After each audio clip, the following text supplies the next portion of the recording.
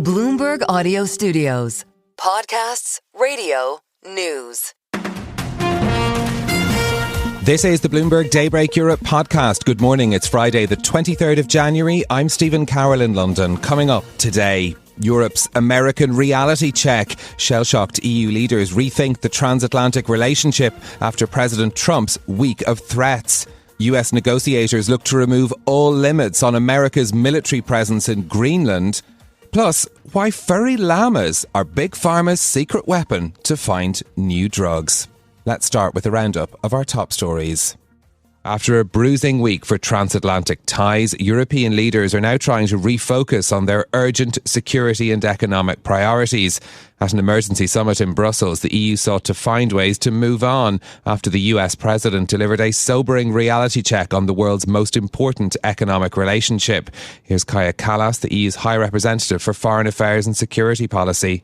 The real issue is Ukraine right now, and that's why, any kind of disagreements that we have between allies, our adversaries like Russia and China are really enjoying this show. Kaja Kallas was speaking to Bloomberg as officials and leaders called for unity, but diverged on how best to now handle relations with the United States.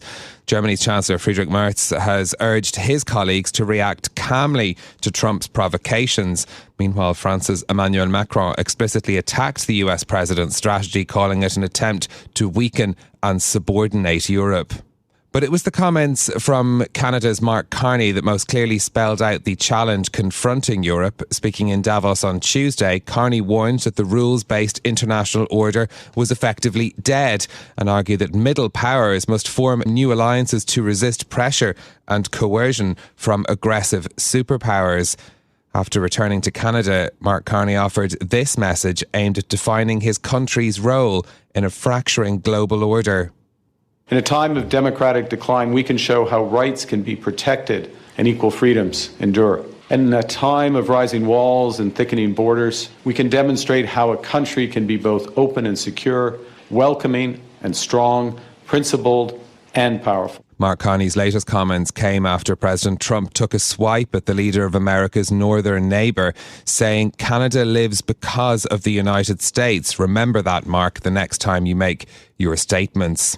Well, the highly charged rhetoric from Western allies came as sources told Bloomberg the US wants to rewrite its current defence agreement with Denmark to remove any limits on its military presence in Greenland. While on the way back to the US from Davos, President Trump was asked whether the US framework deal would give the United States sovereignty over pockets of land on the Arctic territory. That was discussed. We can do anything we want. We can do military. We can do anything we want. And it's being negotiated, and let's see what happens. I think it'll be good. President Trump speaking there. The European Parliament is now expected to vote on ratifying the bloc's trade deal with the US after he walked back his latest threat to impose extra tariffs on European allies. But despite signs that geopolitical tensions may be easing, markets remain apprehensive. Gold prices now closing in on $5,000 an ounce. Bullion climbed to a record above $4,967 in trading earlier today and is on track for a weekly gain of nearly 8%, supported by a weaker dollar. Now, before Trump's Greenland ultimatum, much of Europe's focus had been on drafting a peace deal framework between the US and Ukraine. EU leaders have been pushing to return Ukraine to the top of the agenda as US envoys Steve Witkoff and Jared Kushner began late-night talks with President Putin in Moscow. Speaking in Davos, President Zelensky criticised Europe for relying too much on American support and said it can act in its own right as a global force.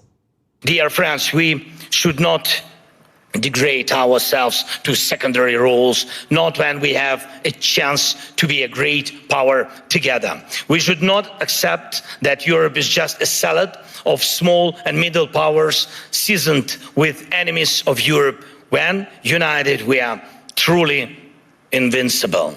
President Zelensky speaking there, who also discussed the importance of US security guarantees for Ukraine.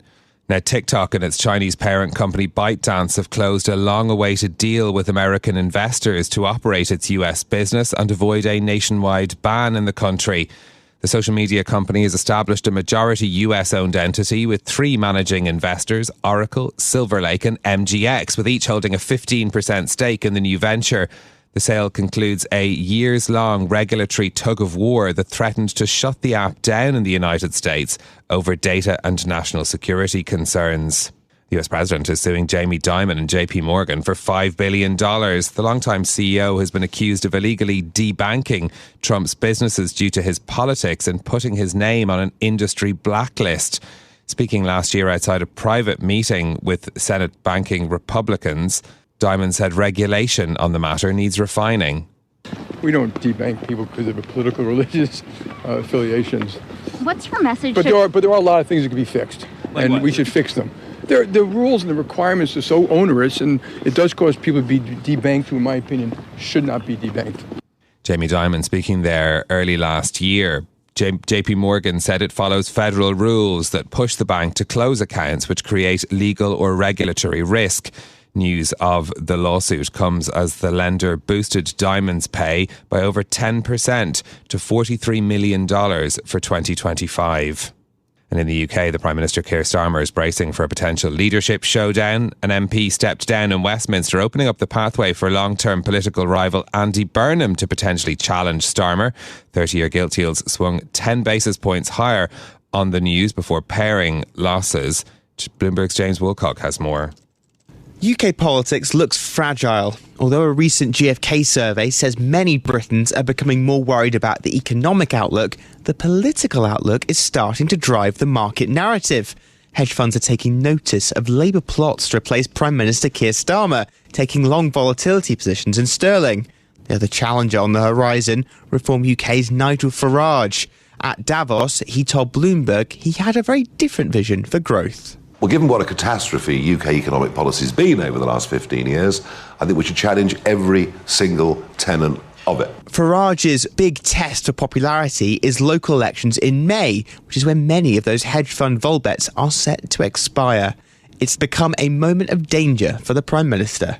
In London, James Wilcock, Bloomberg Radio. And those are your top stories on the markets. The MSCI Irish Pacific Index is 0.5% higher this morning. European stock futures pointing slightly lower for Euro Stoxx 50 this morning, down 0.1%. Gold prices up 0.4% today, over $4,950 an ounce, just below the record high it hit earlier. Silver prices, though, rallying another 2.9%, $99 an ounce now for silver, as we're watching the Japanese yen weakening slightly against the dollar after the Bank of Japan held interest rates steady. In a moment, we'll bring you the latest on efforts to end the war in Ukraine, plus why llamas are Big Pharma's new best friend. And before we get to more in our top story, I wanted to mention another story that we've been reading in case you've been feeling a bit out of date on the latest financial lingo. We've been talking a lot this week about the taco trade, where investors bet that Trump always chickens out. But there's a new fast food trade in town, the Big Mac. It stands for Big Midterms Are Coming and refers to steps being taken by the US president to try to reverse his low approval ratings before voters go to the polls in November. Ed Clissold from Ned Davis Research believes that'll be the main theme of this year. And that's one of the terms that's included in a great piece from our markets team that have put together the best and less well-known nicknames for trades that are often bandied about. Can you tell your basis trade from debasement? And why is betting against Japanese bonds called the Widowmaker? Even for finance pros, there are some great nuggets in there about where the names came from and how these trades have evolved over the years as well. You'll find the piece on Bloomberg.com. We'll put a link to it in our podcast show notes as well. Well, let's bring you up to date now on efforts to end Russia's war in Ukraine. Russian President Vladimir Putin held talks with US envoys in Moscow. Further negotiations due to take place later today. Tony Halpin, who leads our team covering Russia's economy and government, joins us now for more. Tony, what came out then of these talks in Moscow between Putin, Steve Witkoff and Jared Kushner? Morning, Stephen. Well, it was a long night of discussions in the Kremlin, about 4 hours of talks that ended roughly around 4 o'clock in the morning in Moscow. The main sticking point remains, according to Kremlin officials, which is the territorial question. They were pretty open in saying that there wasn't progress there, and until there was really no prospect of any peace deal. But they are at least interested in continuing to talk on this issue. There are further talks planned today in the United Arab Emirates. There'll be military officials from Russia and Ukraine joining those talks with the US, and separately bilateral talks between Russia and the US looking at economic issues and opportunities between those two countries. This has been a week where there's been yet another flurry of diplomacy around Ukraine, despite the distractions that the threats over Greenland may have provided. How much closer does a peace deal look after what we've seen happening in Moscow and in Davos as well? Yes, it's interesting, isn't it? That there's this real sort of dissonance in the messaging that's coming out. Ukraine and the US, and to a certain extent Europe, is sounding optimistic, saying that there's been real progress and they're getting closer. I think Steve Witkoff even said at one point that they were down to just one basic issue on this 20-point plan. But from the Russian side, they view the situation rather differently, that they don't have what they want on the territorial issue, and until they do, there'll be no deal. So if that is the one issue, it's a pretty big one, it's the central one of the war, and it doesn't look like they've, at this present moment anyway, found a form of words that are going to reach agreement on. Meanwhile, we had EU leaders having their emergency summit in Brussels yesterday, seeking to refocus the conversation on Ukraine after everything that's happened around Greenland this week. Now, Vladimir Zelensky gave some harsh criticism of his European neighbours in his speech in Davos yesterday. Will what they have said do much to reassure him? Yeah, so President Zelensky was pretty blunt and visibly angry, I think, at what has been going on, largely because Greenland demonstrated something that he's been saying for a while, which is that Europe is very much dependent on the US in terms of the support that they can offer to Ukraine. And if the US gets distracted by an issue such as Greenland, that immediately makes it very difficult for the Europeans to continue the level of support that he knows he needs in the fight against Russia. So he was bluntly telling them really that they need to shape up and assert themselves and find ways in which they can use their own power independently of the US so that they can help Ukraine reach a settlement that will be good for Europe and good for Ukraine and the long-term security of the continent. Yeah, indeed. And one we will continue to watch closely as those talks continue. Tony, for now, thank you very much. Tony Halpin there, leading our team covering Russia's economy and government. Stay with us. More from Bloomberg Daybreak Europe coming up after this. Well, to a different story now. Antibodies from llamas could be the answer to a new generation of life-changing medicines. Drug developers are ploughing billions into this field of research as they search for new treatments. Our reporter Tiwa Adebayo is with us now for more on this story. Tiwa, good morning. Why are llama antibodies proving so useful? So the reason that llamas have become so crucial to this antibody extraction practice is that they're some of the few animals to produce tiny proteins, which are called nanobodies. And scientists say these nanobodies are really easy to work with, so they can manipulate and engineer them. And so the llama nanobodies behave differently to normal antibodies, according to some of the experts in the story. And that means that scientists have been able to use them to combat multiple diseases. And the latest development in the space is that drug developers think that this practice could lead to a whole new generation of life-changing medicines, which could target really hard to treat conditions, so cancer, nerve pain and chronic skin problems. And because of this potential, we're seeing huge investment in the space from drug developers that are really keen to capitalize on these effects. And there's actually been some results already been produced from this research as well. What's happened so far?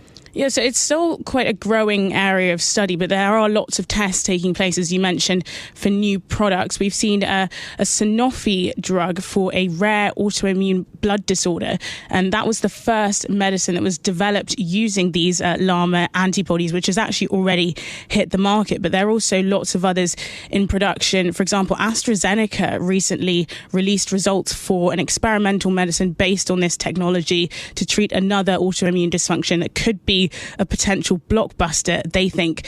And there's also early evidence that it's working in treating the very hardest diseases to treat. So there was recently a study that showed patients with a rare type of blood cancer and no other treatment options actually lived longer when they were using the nanobody treatment, and the disease didn't progress. So that's a huge step forward in that space. But really the hope here is that nanobodies will become a regular feature in medicine in the coming years.